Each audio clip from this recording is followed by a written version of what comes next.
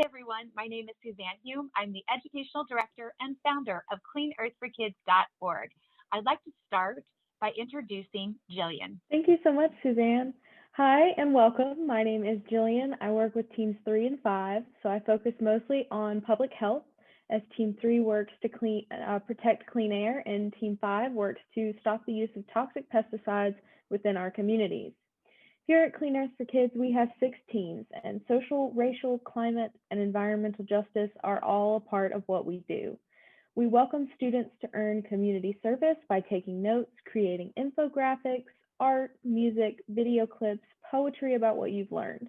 More information is available at cleanearthforkids.org. And we also welcome college students or adults to fill out applications to intern or volunteer with us. We also have many contests and challenges. If you go to our contest page at cleanearthforkids.org, you'll see a variety of contests like art and music, writing, poetry, dance, STEM projects, infographics, presentations, and so much more. If you like to write poetry, we specifically have a contest for you. You can write poems about our air, water, land, health, animals, and our forests. Here's Anna to tell us about Team 2 and the Protect What You Love contest, which you can enter via social media or through our website. Thank you, Jillian. Good morning or good evening, everyone. I'm Anna, and another contest we have is Protect What You Love, and you can participate by sending us your picture or drawing of what you love and why we should protect it. Let's work together to protect our forests, national parks, and wildlife, clean water, clean air, oceans, rivers, streams, and our health. You can take a picture or draw or write about your favorite animal or place and why we should protect it. We can post this on our website and social media to bring awareness and to work to protect nature and our environment. So, changes in the air as 2020 is almost over. We're closely approaching 2021, and we are excited looking forward to the new year, new possibilities and new goals. It's important to take time to assess our challenges and acknowledge where we are now and the situations that are important to us. We have opportunities for change, notably climate change, which is a pressing issue that we and many organizations are working on. We are excited that the Biden administration will take on climate change by appointing new leaders. The Biden administration is set to appoint Michael Regan to lead the EPA, which is the Environmental Protection Agency. Michael Regan is formerly the Secretary of the North Carolina Department of Environmental Quality since 2017. He has also worked on clean energy initiatives for the Environmental Defense Fund, which is a national environmental advocacy group. He has also worked on air quality for approximately a decade under previous administrations. Regan has stated that we have a lot of work to do, and hopefully we can see the positive effects of their work. And next, the Biden administration is set to appoint Gina McCarthy, a former EPA chief, as the White House climate coordinator. As stated in the New York Times, Ms. McCarthy, who headed the Environmental Protection Agency during the Obama administration, was the architect of landmark rules to cut planet warming pollution. In her new role, she would be in charge of coordinating domestic climate change policies across the federal government. Again, very excited for these positive new effects to take place. And the next, the Biden administration will also appoint Brenda Mallory to run the White House Environment Office and the Council of Environmental Quality, which is the CEQ. The CEQ oversees looking at the potential environmental impacts of federal infrastructure projects such as highways, pipelines, and new buildings. And with that, I'll hand it off to Jillian. So the Trump administration's rollbacks and cuts of over 104 protections and regulations that protected public health and our future have resulted in tons of pollution and hazardous waste being emitted and dumped into our environment. Trump's cuts for clean air, water, oceans, wetlands, public lands, and public comment or the public's right to comment on polluting projects, and cuts of protection for infant car seats, and multiple other regulations that were designed to keep the children and the public safe. This is, of course, tragic, and they keep happening. Currently, Trump is trying to sell off land in the Arctic to allow drilling before President-elect Joe Biden takes office. President-elect Biden has already said he will not allow drilling in the Arctic. You can find information in several articles by major universities and major news outlets that keep track of rollbacks or cuts. For example, the one we have pictured is the New York Times, which is a great resource to use. We use it all the time. The second is the Harvard Tracker. Big thanks to Harvard for keeping all of this information in a neat and clean design that allows us to access it frequently. And also a big thanks to the Saban Center for Climate Change Law at Columbia.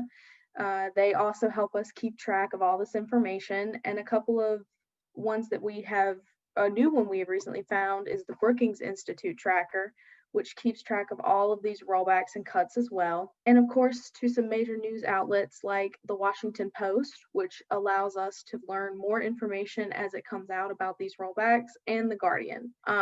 So moving into the EWG, which is another news source of how to keep track of health information regarding environmental policy and things that we see happening under both the Trump administration and the future Biden administration. It's a great resource. We use it all the time. And now moving into the Call It Out Challenge. This is a challenge where you can call out harm to our environment through art, music, videos, and all other forms of media that you can think of. Judith, one of our youth board leaders, recently did a Call It Out challenge and called out Andrew Wheeler. He was a former coal lobbyist who Trump put in charge of the EPA, or the Environmental Protection Agency. Wheeler cut protections for clean air and water and allowed massive amounts of pollution and toxic chemicals like mercury, lead, arsenic, and benzene to be emitted and dumped into our air from coal power plants and other power plants. This cutting of protections harms public health and our future, and it's truly a shame that not many people have heard about these rollbacks and cuts. This is why we will continue to speak out. Facts about our health and the health of generations to come matter. Something you can do to make a difference is to enter our No Idling sign contest. Idling pollutes the air, and 1 minute of idling makes more carbon monoxide than 3 packs of cigarettes. You can draw a sign like the one you see on the screen and enter it in at our website or on social media. And please remember to turn your engine off when you're parked. Now, Jonah will give us an example of sea level rise. Thank you. So yeah, I want to talk to you guys a bit about something that happened in Southern California this past week, which is called the king tide. And king tides are the highest high tides of the year, which are and it's usually about a foot or two higher than a normal any day high tide. And this weekend, Southern California experienced its king tide, its annual king tide, and beaches all around the area got swallowed up by the sea. You couldn't walk down the beach or things like that. King tides are regularly flooding areas of cities like San Diego and Norfolk, Virginia, and Miami, Florida, cities that are very low elevation next to the sea. These floodings can cause severe damage to homes and businesses and other kinds of infrastructure around cities. And global warming, which we know is caused by high levels of carbon dioxide in the atmosphere, can lead to much more destructive king tides in the future, since as the ice melts, the sea level will rise and more flooding will happen. Many cities around the world are already under serious threat of becoming partially submerged as climate change and global warming continues to cause a rise in sea levels over the next few years. And though king tides themselves are a natural thing, there has to be a tide every year that's higher than the other ones. Tides are a result of Earth and Moon's gravity. But king tides give us an insight into what our beaches and streets and wetlands will look like on a consistent basis if sea levels continue to rise at the rate that they are now. In a few years or a couple decades, if something's not done to slow the rising sea levels, our coastal communities and beaches may be frequently submerged, and a lot of damage will happen in our cities. And because of that, it's clear that climate change is a global emergency, and cities and countries can take action on climate by passing a resolution to declare a climate emergency in their city or county.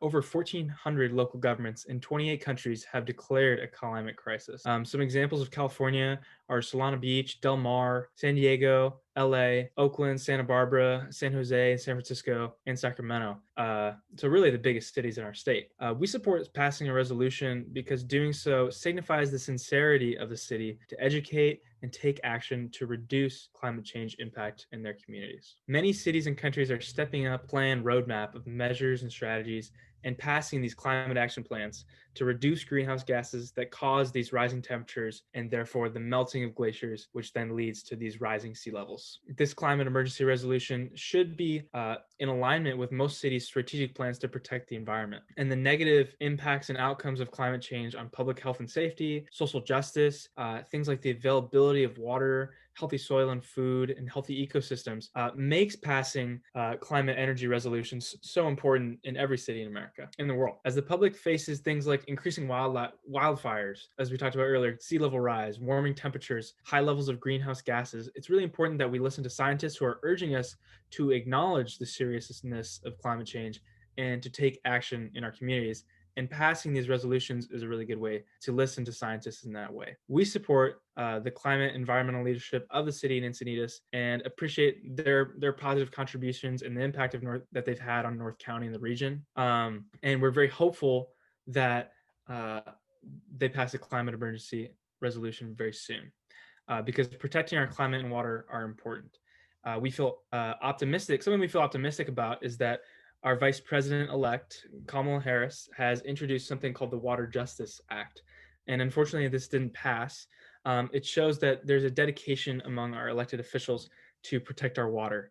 Now, this act would have established and expanded and extended various programs and requirements that related to clean drinking water, controlling water pollution, maintaining water supply, recycling water, making our water programs more efficient, conserving water, because everyone needs safe access to safe, clean drinking water. And that's been something that has been a problem in our country recently. You know, the most famous example is in Flint, Michigan, where their water has very high levels of toxic lead. And it's something we can feel hopeful about, that our soon to be vice president is making this water safety a priority. John Williams has talked about in the little past is that water may be considered like the gold of the next century because of how scarce it might become and how the demand of it is going to increase more and more as it becomes, more and more scarce. And that's something that's a reflection of, people are reading into that scarcity, is that water is now traded as a commodity on Wall Street, which means that, you can buy and sell water futures.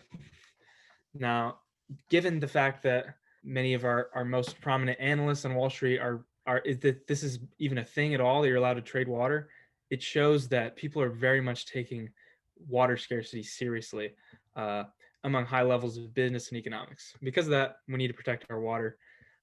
And I just mentioned a couple ways that we can start with that. And now for some more good news. Thank you, Jonah. Thank you very much. Good news that I will be sharing is that Vermont is actually going to be the first state to ban throwing away food scraps and yard waste like leaves and cut grass. So all of that means that less methane goes into our atmosphere. And that's a very big and important deal, since methane is a greenhouse gas that is 25 times more powerful than carbon dioxide. In Vermont, all residents and businesses are required to compost, and hopefully it won't be as difficult for them, since 72% of Vermont residents already compost. So hopefully more states can follow in their footsteps. And now I'd like to reintroduce Jillian. Thank you.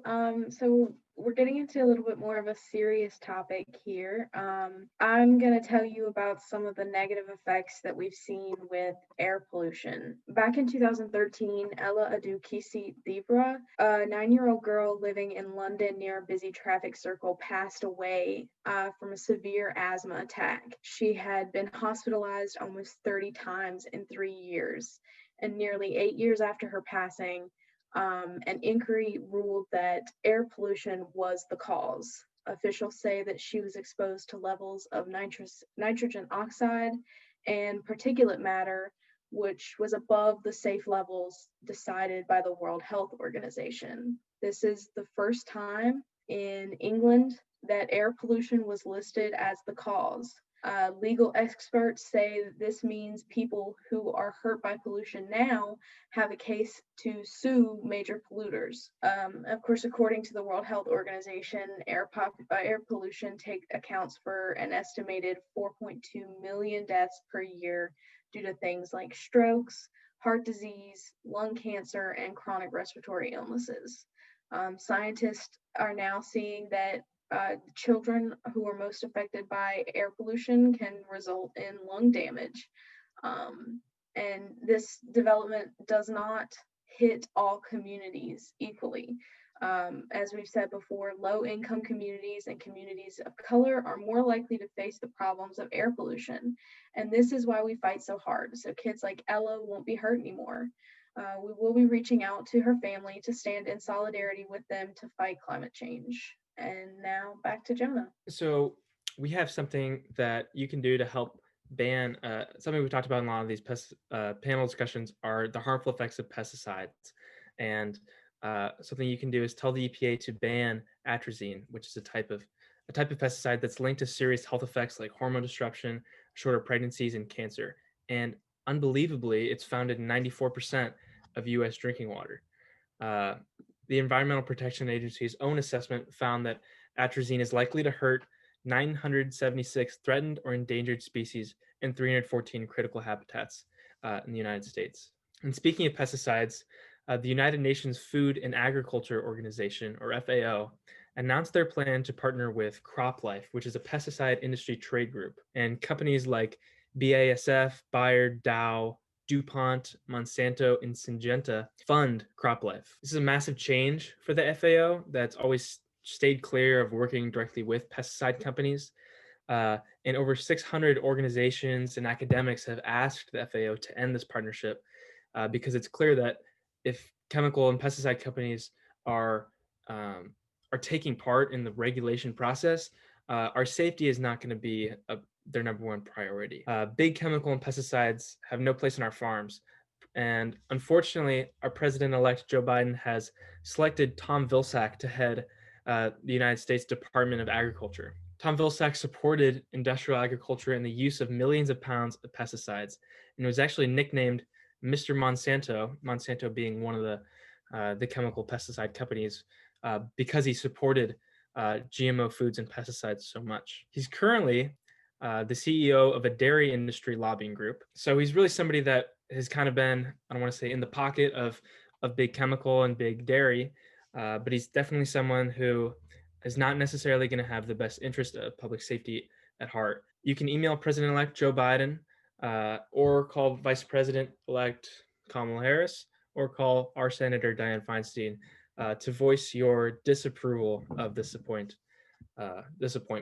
And with that, Jillian, would you be able to talk to us about microplastics? Yeah, absolutely. So as we know, plastic is the largest polluter of our natural bodies of water like oceans and rivers.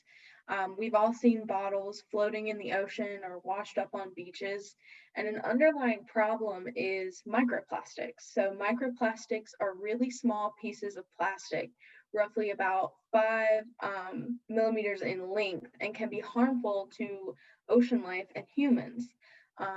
We've all heard about microplastics in our water and in our food. Scientists have seen microplastics in animals and in the soil. And now researchers have found microplastics in the placenta. The placenta is an organ that develops during pregnancy and holds the fetus.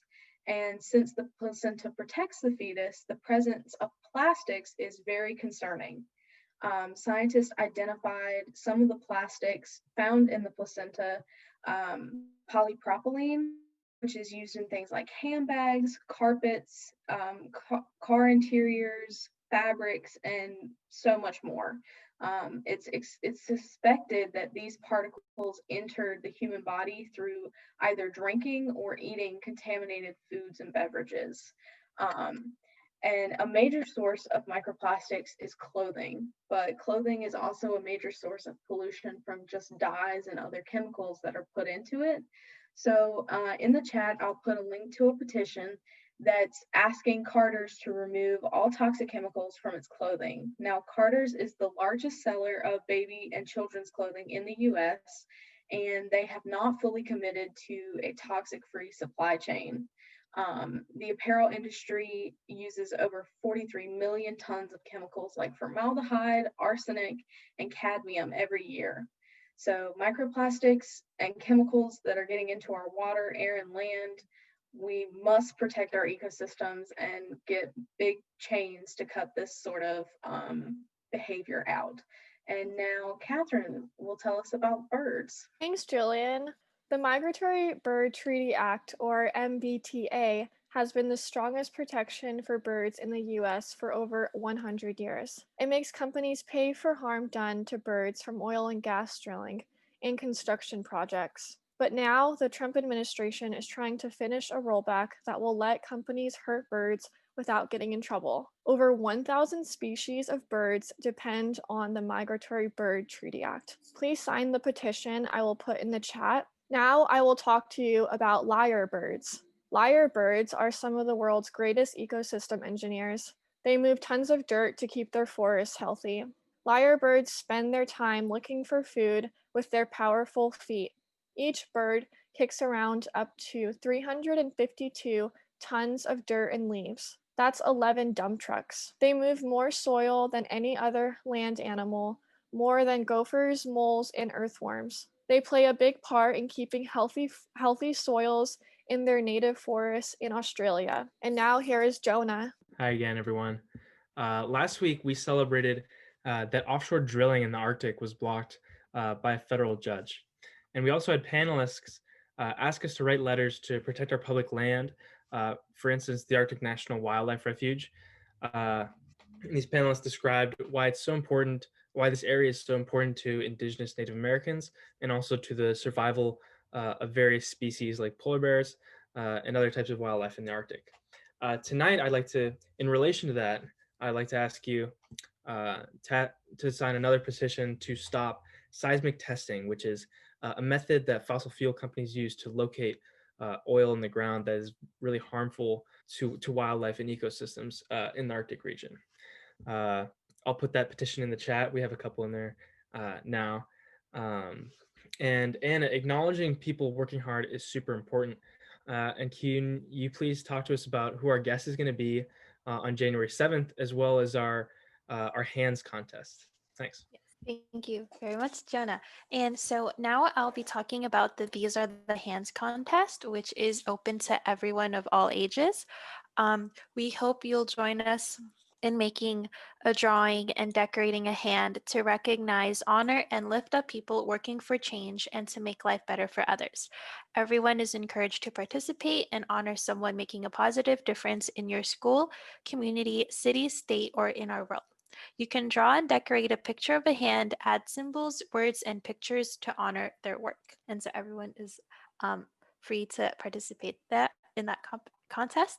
And also, we are very excited to host Almar Tsuchi on January 7th, who is the California Assembly member. He is a champion for the environment. He wrote AB 1775 to oppose the Trump administration's proposal to renew offshore drilling off California's coast, as well as many other laws to make the Torrance refinery and other oil refineries safer. So please keep an eye out for more updates on this exciting news. And it's kind of crazy to believe that that January 7th is only a couple weeks away. So that's very exciting.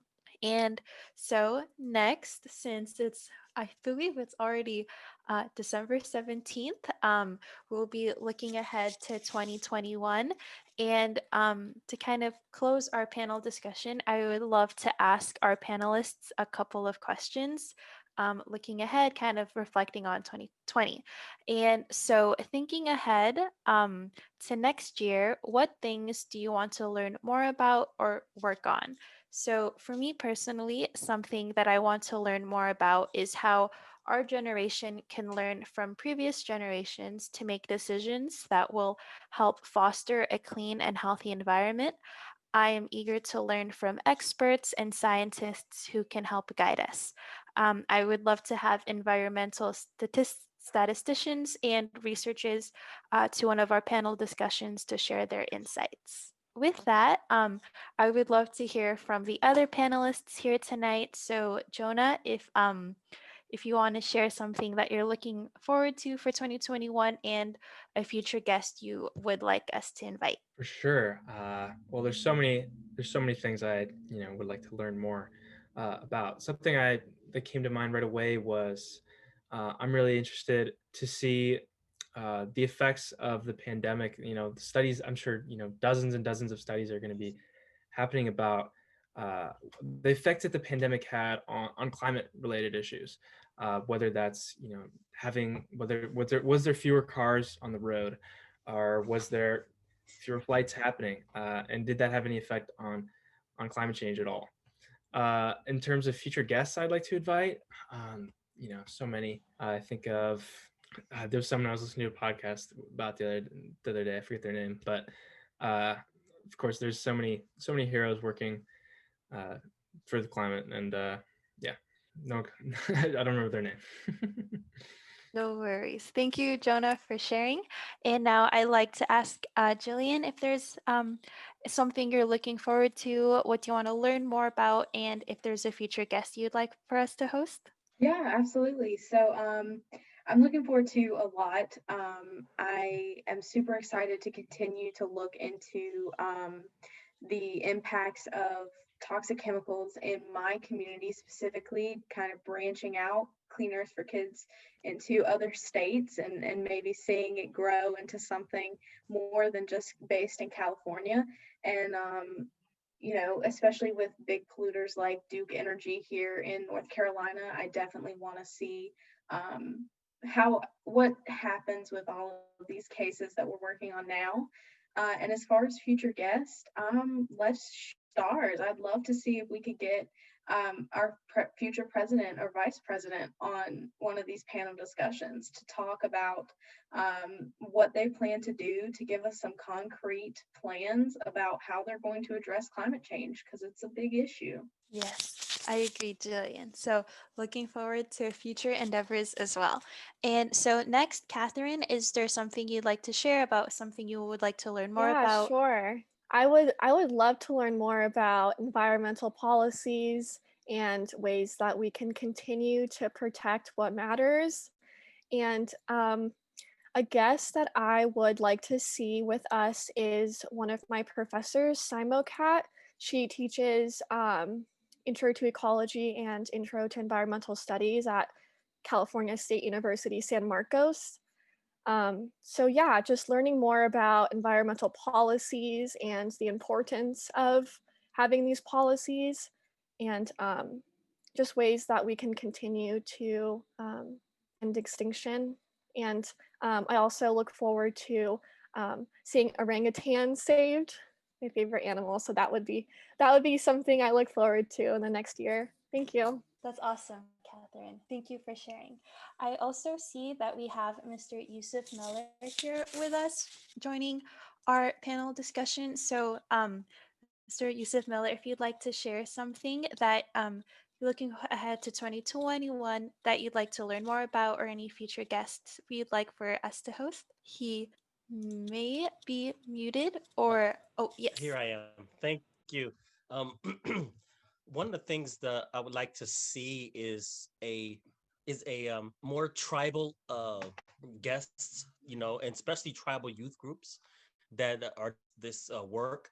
Our tribes have been doing this for decades, and I would like to see someone from the local San Diego tribes, which we have many youth groups. We have many tribes, to connect with their youth groups and see them on here with us. That's awesome. Thank you very much for sharing with us today.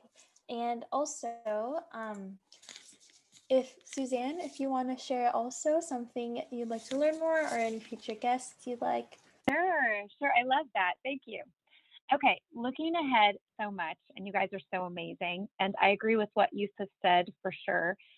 We do support, of course, we've worked really hard to stop the Keystone XL pipeline, and have worked with Indigenous Environmental Networks, EIEN. We've also worked with Standing Rock and invited to stop that pipeline there. And we've invited those leaders to be with us. One of the youth leaders that we've invited, Dakota Iron Eyes, she is on our Youth Working for Change page on Clean Earth for Kids. She has not had a chance to join us yet, but I'm very much hoping. And I agree with what you said as well about local leaders that are here on Kumeyaay land in Southern California, as well as shouting out and lifting up the important Indigenous leaders and hearing all voices, all Indigenous voices from all over the country and in Canada as well, as they fight, you know, their pipelines, the terrible tar sands pipelines and all of these things going through Indigenous lands.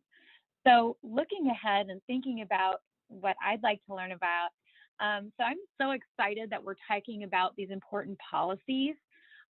So we had Caitlin McCoy from Harvard on from Energy and Environmental Law. She's a staff attorney there.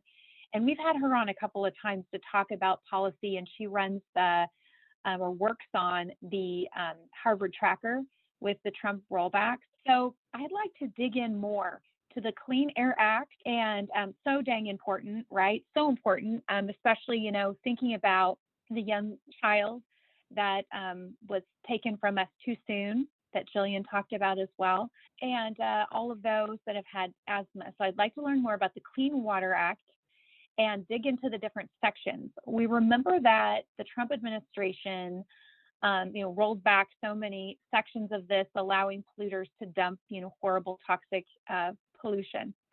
And so there are several sections, right? So I'd like to know more about those sections and make sure to find out ways. Maybe we invite Earth Justice and others, you know, lawyers that have been fighting the Trump administration in this entire time. They're so busy, Sierra Club, NRDC, so many, to find out how we can make sure that we can solidly protect all of the sections of the Clean Air Act, you know, that's been around for decades, so very important, and safeguard that for the future. Because we need to think about and remember that, you know, the Biden victory wasn't by the landslide we were hoping. And about half of the, and so thinking about how we need to safeguard these, because knowledge is power, like we always say. So we need to know how to do that, but also thinking about ways to communicate with, you know, half of the country, right? At least to let them know what has gone on and what they are supporting. Future guests include, I agree with what has been said. Yes, we would love to have President-elect Biden and Vice President-elect Kamala Harris on. Mark Ruffalo and the lawyer who courageously took on DuPont, Rob Billett, fighting PFAS. Also, the hero, he leads, what is it?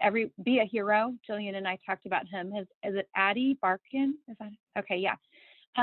So he is a paraplegic who has ALS, and he's fighting for Medicare for all. And I think it's really important to hear from him and think about what we can do to protect public health and elevate his voice. Very important.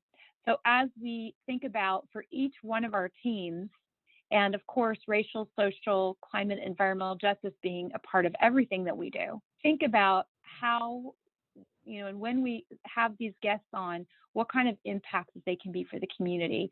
And we definitely need to grow and, you know, invite more people on to join us and to hear our message. So I'm very excited. Today, I was talking to Dianne Feinstein's office, Senator for California, and her staff said that, you know, they were sure that she'd be happy to be on and speak with us. I called today because, as Jonah was talking about, we must fight the nomination, Tom Vilsack, for USDA. That just, it cannot happen, right? There's way too many, you know, pesticides and things and chemicals, and we've got to keep people safe. And when I see these things happen, it just reminds me why we do this important work. And I'm just so grateful to all of you. So thank you so much. So, and I know, Anna, you have another question for everyone, and I'm not sure if there's a slide for that or if you just like to ask us. Yes, thank you, Suzanne, always, thank you. So just one question before we wrap up today, but if you had one wish for the new year, what would it be and why? So me, my wish for the new year 2021, I think for compassion and understanding within our communities. I would hope, I'm hopeful and grateful for everybody who is listening to each other and taking time to understand all sides, what's important, the facts. And so my one wish for 2021, the new year, is for more compassion, more understanding, and just for that to spread. I think that it can be contagious, and hence my hope and looking forward to that as well. And so I guess I'll go around the same line. If Jonah, you would like to share your wish for 2021? Yeah, I mean, I don't know if I could come up with a much better wish than you did, Anna, but I agree. I think that we talk about all these issues from pesticides, to wildlife endangerment and fossil fuel companies, and that, like you mentioned as well, Suzanne, we need to get half the country on board with what we're talking about. And I've never met someone who was on that other half who supported children dying of deadly asthma attacks from air pollution. So I think that communication and compassion with one another is going to be something that we can definitely bring into this new year, because it's got to be together, right? This is America, right? We're one country, and so yeah, thanks so much for that hope for the future, and I share that as well. Thank you very much, Jonah, for sharing. And then now I'll take it to Jillian. What your wish for 2021 is? Yeah, so I have to agree that wishing for compassion is certainly a very hopeful wish going into 2020 or 2021, especially with the year we've had this year. And I also would like to wish and hope that no child suffers at the hand of pollution. That is a sort of a far-reaching wish, but it is a wish that I desperately want to see happen and come true. So yeah. Thank you very much, Jillian, for sharing. Now I'll take it to Catherine for your wish for the coming year. Thank you. I also wish that more people have the compassion to reach out to one another and to protect environmental issues. My wish would probably be that Clean Earth for Kids grows and we have more volunteers and interns and more artwork and projects being completed. That's probably my one wish. Thanks, Anna. That's awesome. Thank you, Catherine, for sharing. And Mr. Yusuf Miller, I understand that you're on. If you would like to share your one wish for the new year. Yes. I would wish for that the momentum we gathered during 2020 for social justice wouldn't die out, and that it doesn't go the way of a lot of other issues that have came up and then fizzled out. So that would be my main wish. That's wonderful. Thank you. And Suzanne, I'll hand it to you if you'd like to share your wish for the new year. Yes, thanks, guys. You're so amazing. And I love to listen to your ideas and your thoughts. And I'm so proud of you. And yeah. So I see Yusuf is back with us drinking some water. So I don't know if he had a chance to finish everything he was saying. So I'm going to pass it back to you, Yusuf, first. You're good? Okay. All right. I just wanted to make sure. Because he has so many important things to teach us about social justice and racial justice. And we're very proud to be a part of North County Equity, the equity group there, and racial justice and equity group in North County, all things good North County. And of course, that extends to everywhere, all around the world.